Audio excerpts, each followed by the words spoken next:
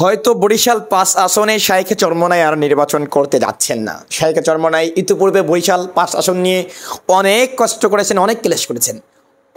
অতঃপর সম্ভবত সেই কষ্ট ক্লাসের অবসান ঘটতে যাচ্ছে। যাই হোক না কেন, সাংবাদিক শাইখে চরমোনাইকে কী প্রশ্ন করে এবং শাইখে চরমোনাই সাংবাদিককে কী উত্তর দেয় আমরা শেষ পর্যন্ত দেখবো, তাহলে আমরা পরিষ্কার ক্লিয়ারলি ব্যাপারটা বুঝতে পারবো। সুপ্রিয় দর্শক, আজকে এমন একজন ব্যক্তির সাথে আপনাদেরকে পরিচয় করে দিব, যিনি বরিশাল ৫ আসনের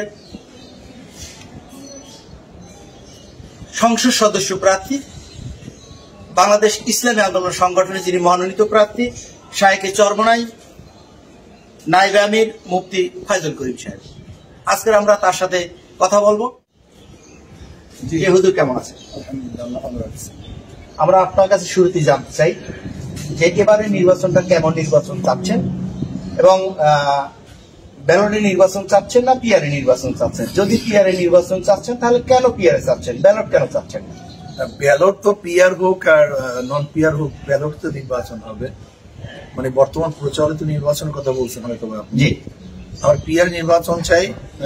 পিআর নির্বাচন যদি হয় তাহলে মারামারি, কাটাকাটি, কালো টাকা সরাসরি, বেশি শক্তি ব্যবহার, এটা হবে না।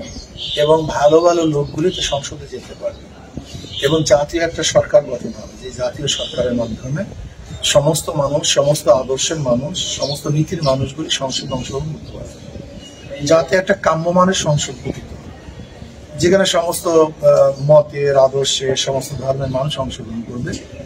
তাদের জাতীয় সংসদ যদি হয় তাহলে আমাদের দাওয়া দাবিগুলি রাস্তায় করতে হবে, হরতাল অবরোধের দরকার হবে। আমার সংসদে প্রত্যেকের কথা বলবো, দেশটা শান্তি থাকবে, সুস্থ থাকবে, সুন্দর ফ্রেশি হিসাব ফিরিয়ে আনবে।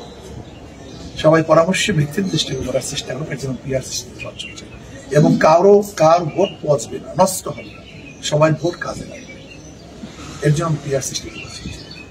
বরিশালের রাজনীতির মাঠে আসলে সবসময় আমরা আলোচনায় দেখছি চরমোনাই থাকেন, আসলে কেন?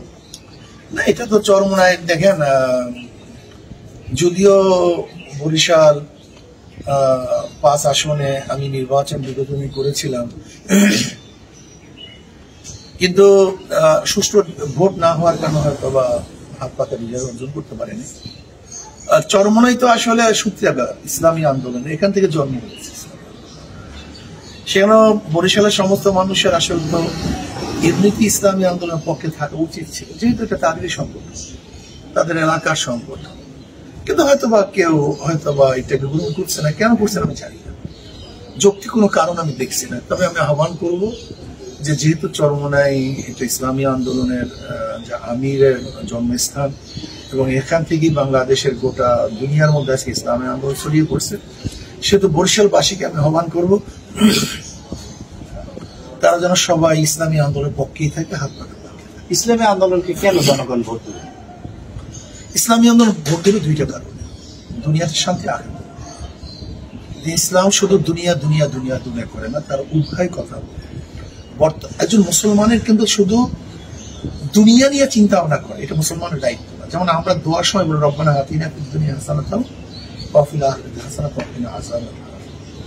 কাজে আমরা মনে করি দুনিয়ার সাথে আখিরাত উভয় ইসলামের মধ্যে আছে।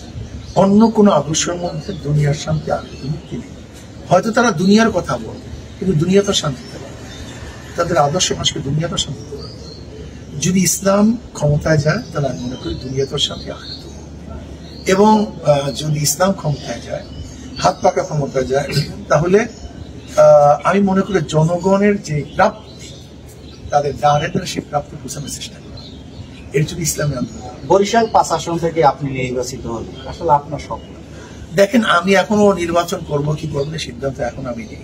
সংগঠন হয়তো বা এখন পর্যন্ত আমার নাম লিখছে, কিন্তু আমি এখনো সিদ্ধান্ত নিই। কিন্তু আমি যদি মানে ইসলামী আন্দোলনের পক্ষ থেকে যে নির্বাচিত হবে, তার স্বপ্ন অবশ্যই থাকবে জনগণ যা চায় সেটা পূর্ণ করে, জনগণের চাহিদা পূর্ণ করে। আমরা প্রায় সময় দেখছি অনেক জনপ্রতিনিধি নির্বাচনের আসার আগে অনেক ধরনের প্রতিশ্রুতি দিয়ে থাকেন, যেমন সবচেয়ে একটি বড় সমস্যা মাদক। এই মাদকের কারণে যুব সমাজ কিন্তু ধ্বংস হচ্ছে। সেক্ষেত্রে ইসলামী আন্দোলন অর্থাৎ ইসলামী দলগুলো যদি এবারে রাজনীতির মাঠে সরকার গঠন করতে পারে, সেক্ষেত্রে আপনিও রয়েছেন, এই সংগঠনের, ইসলামী এই সংগঠনে। আসলে এই মাদক নিয়ন্ত্রণের ক্ষেত্রে আপনাদের কি পদক্ষেপ থাকতে পারে? দেখেন, এটা আমাদের শায়খ মোর্শেদ আমাদের আমির আগেই বলেছেন রহমতুল্লাহ আলী, যে তেঁতুল গাছে আম হয় না, মিষ্টি ফল।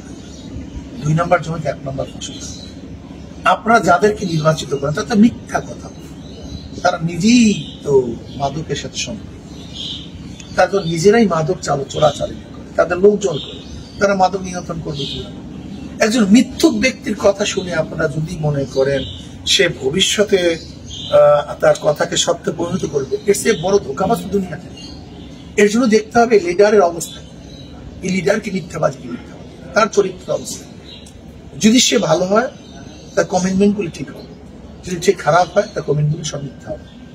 আপনাকে ধন্যবাদ।